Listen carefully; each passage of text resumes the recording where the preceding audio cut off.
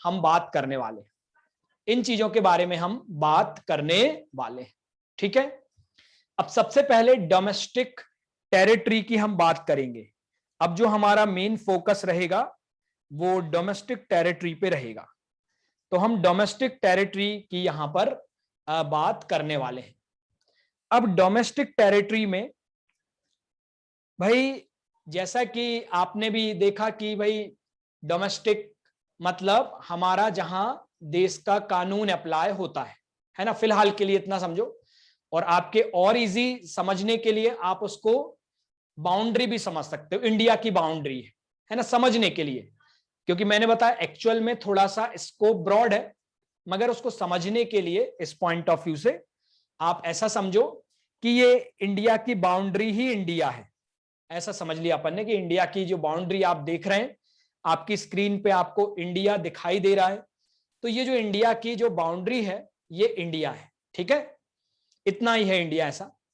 अब यदि यहां पर करेक्ट, यदि यहां पर, अब इसका मतलब क्या हुआ कि भाई अगर कोई भी चीज का प्रोडक्शन इंडिया की इस बाउंड्री के अंदर हो रहा है, किसी भी चीज का प्रोडक्शन इंडिया की इस बाउंड्री के अंदर हो रहा है, करेक्ट, तो वो हमारी डोमेस्टिक इनकम में इंक्लूड होगा।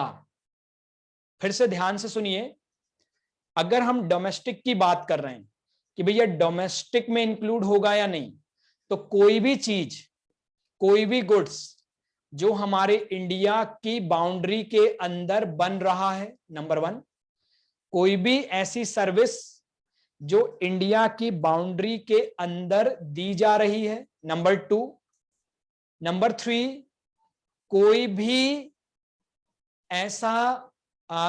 भी ऐसी इनकम जो इंडिया की बाउंड्री के अंदर हो रही है, कोई भी ऐसा एक्सपेंडिचर जो कि इंडिया की बाउंड्री के अंदर हो रहा है, उसे हम डोमेस्टिक इनकम में इंक्लूड करते हैं, उसे हम डोमेस्टिक इनकम में इंक्लूड करते हैं, है ना। जैसे अब मैं आपको एग्जाम्पल देता हूं तो आपको एकदम क्लियर होगा।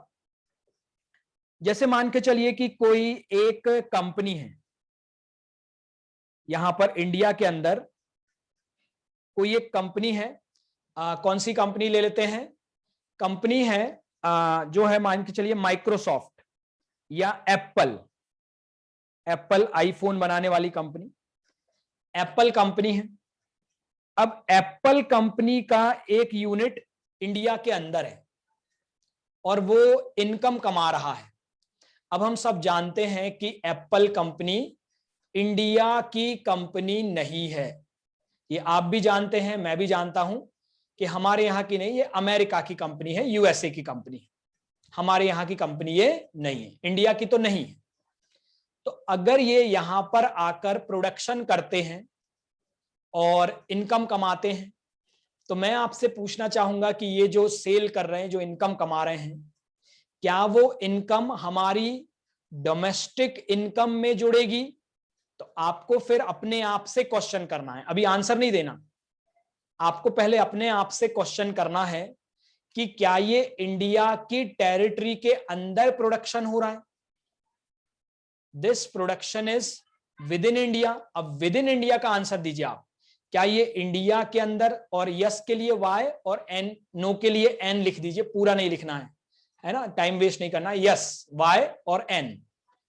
तो ज्यादातर स्टूडेंट कह रहे हैं कि यस, दिख भी रहा है ना हमको, तो वो सामने इंडिया का मैप बना है और उसके अंदर ही मैंने फैक्ट्री ओपन की है और इसी में आईफोन वगैरह बन रहे हैं, तो ये इंडिया के अंदर है।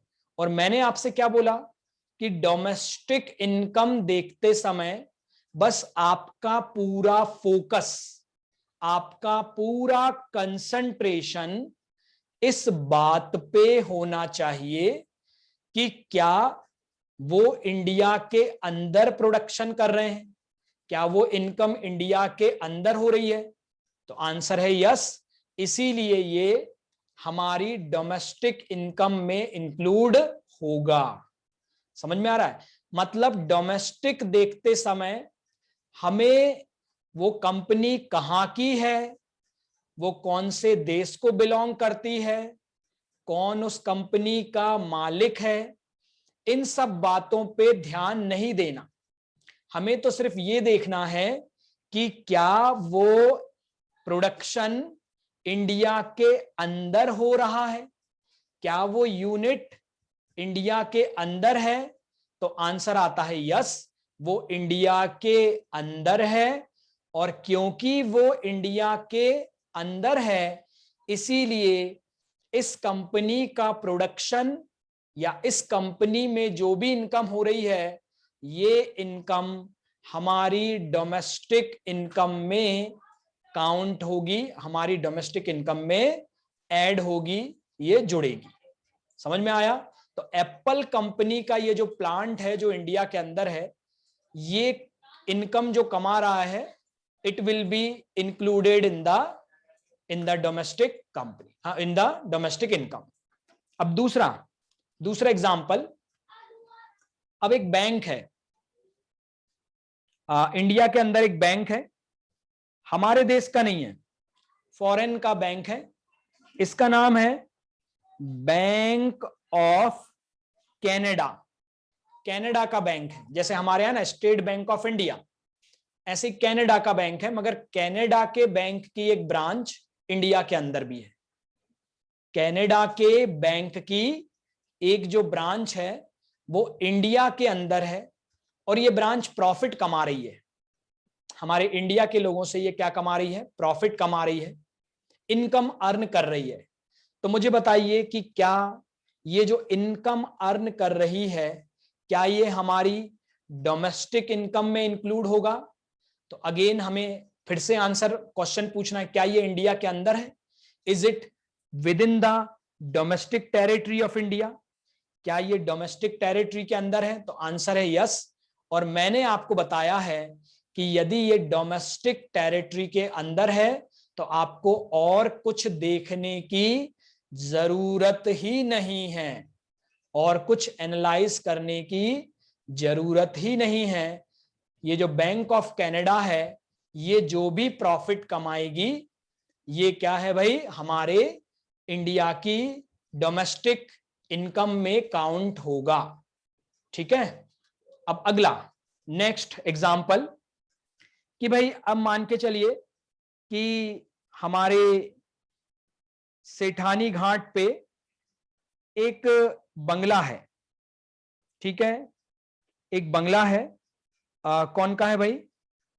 वो बंगला है, ये बंगला दिख रहा है आपको सेठानी घाट पे। इस बंगले का ऑनर मिस्टर जो है जोजो है। इस बंगले के जो ऑनर है वो, उनका नाम है mister Jojo. Mister Jojo belong to the Australia. Mister Jojo Australia के हैं, मगर इनका एक बंगला सेठानी घाट पर है जिसको इन्होंने किराए से दिया हुआ है, और हर महीने किराया ये बैंक अकाउंट के थ्रू लेते हैं। तो अब फिर से क्वेश्चन आ रहा है कि क्या इस बंगले का रेंट, क्या इस बंगले का, क्योंकि मिल किसको रहा है? ये किसी बाहर के व्यक्ति को मिल रहा है ना। रिसीव किसको हो रहा है? बाहर वाले व्यक्ति को। नॉन रेसिडेंट है एक, जो हमारे यहां का बंदा नहीं है, बाहर का है, बाहर के देश का बंदा है, उसको मिल रहा है। तो क्वेश्चन ये आता है कि भाई क्या ये जो मकान है, करेक्ट, जो इनकम जनरेट करके दे रहा है वो इंडिया में। क्वेश्चन आता है कि क्या ये हमारी डोमेस्टिक इनकम में आएगा? क्या ये हमारी डोमेस्टिक इनकम में इंक्लूड होगा? अब आपको देखना है कि ये इनकम जनरेट कहां हो रही है, ये इनकम का सोर्स कहां पर है, ये आपको बताना। ठीक है, ये हाँ, इससे प्रोडक्शन नहीं हो रहा, मगर इससे सर्विस तो प्रोवाइड हो रही है ना। किराए से देना एक बेनिफिट देना या सर्विस देने के जैसा है। तो वो सर्विस कहां पे प्रोवाइड हो रही है? क्योंकि जहां पर वो सर्विस प्रोवाइड होगी वहां पर ही क्या होगा? इनकम। तो ये सर्विस कहां प्रोवाइड हो रही है? तो service is provided in India. तो मतलब वो इनकम का सोर्स कहां पर है? इनकम का क्या है? सोर्स कहां पर है? तो वो जो सोर्स है the source is an important, source जो है वो क्या है, इंपॉर्टेंट है। तो ये सोर्स जो है, हाँ जी, तो ये सोर्स जो है ये इंडिया के अंदर है, इसीलिए ये जो है इनकम इंडिया की डोमेस्टिक इनकम में काउंट होगा। हाँ, ये अब यहां पर एक क्वेश्चन आया कि सर ये पर हमको तो नहीं मिल रही है ये इनकम, मतलब इंडिया को तो नहीं मिल रही है, तो ऐसे तो एप्पल कंपनी भी प्रॉफिट कमा के अपने देश में लेके जा रही है, ऐसे तो बैंक ऑफ कनाडा भी प्रॉफिट कमा के अपने देश में लेके जा रहा है ना। मगर क्योंकि वो अपनी सर्विस परफॉर्म कर रहे हैं, वो प्रोडक्शन इंडिया में कर रहे हैं, इंडिया में वो सर्विस दी जा रही है, तो इसीलिए वो हमारी डोमेस्टिक इनकम में।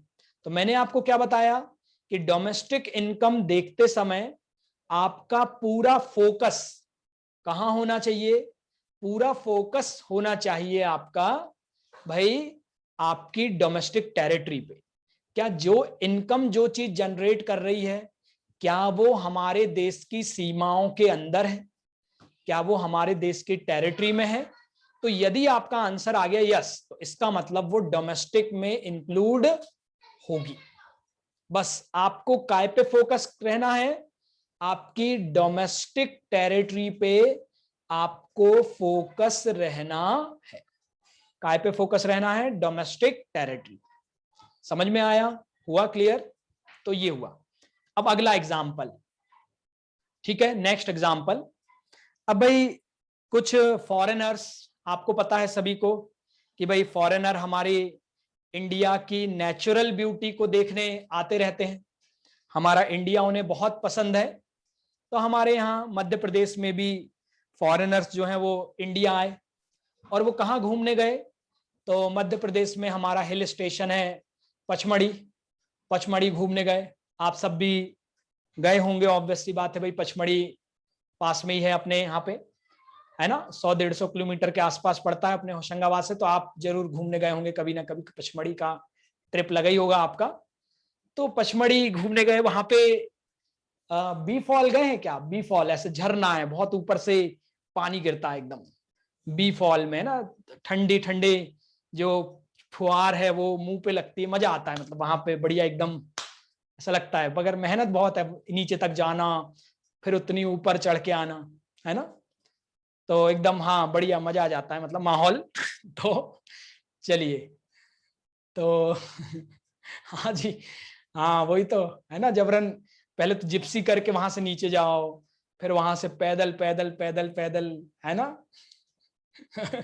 ठीक है, तो चलिए, तो भाई जरूर आपने देखा होगा, नहीं देखा तो मैं आपको बता देता हूँ कि एक बड़ा ऊपर से पानी गिरता है, झरना है बहुत बड़ा। तो मैं बात कर रहा था कि फॉरेनर भी आते हैं और एंजॉय करते हैं, बढ़िया वहां पे घूमते हैं। तो सपोज कोई दो फॉरेनर जो हैं बड़े बिजनेसमैन थे, अब उनको वो पचमढ़ी में बी फॉल घूमने गए, तो उनको जो है बी फॉल का उन्होंने झरने का ऐसा पानी पिया लेके, है ना। तो उनको ऐसा लगा कि यार ये तो बहुत ही बढ़िया टेस्टी पानी है, और नेचुरल है, यहाँ मिनरल्स, मिनरल वाटर नेचुरल है। तो उन्होंने क्या किया, एक वहीं पर सोचा कि क्यों ना इस पानी का बिजनेस शुरू किया जाए, और वो इस पानी को क्योंकि हमारे यहाँ तो ऐसे नेचुरल वाटर होते ही है, तो हमारे यहाँ पर तो उसकी कोई कीमत नहीं है, कोई खरीदता नहीं है, वो तो बहता रहता है अपने यहाँ। मगर उनको ऐसा लगा कि यार फॉरेन में हम इसको बेचेंगे बॉटल्स में भर भर के, तो नेचुरल वाटर है तो अच्छा खासा प्राइस मिलेगा, प्रॉफिट। तो उन्होंने यही शुरू कर दिया कि भाई हमारे इंडिया में एक प्लांट लगाया, और बी फॉल का जो नेचुरल पानी है, मिनरल वाटर, उसको वो थोड़ा बहुत प्रोसेस करते और बॉटल्स में भर भर के विदेशों में लेके जाते और बेचते, और अच्छा खूब बढ़िया प्रॉफिट अर्न कर रहे थे। अब हमने इंडिया के लोग तो खरीदते नहीं है ज्यादा, वहीं के बाहर के लोग खरीद रहे थे। अब मेरा क्वेश्चन ये है कि क्या ये जो इनकम वो जनरेट कर रहे हैं बाहर इस पानी को बेच के, क्या वो हमारी डोमेस्टिक इनकम में इंक्लूड होनी चाहिए?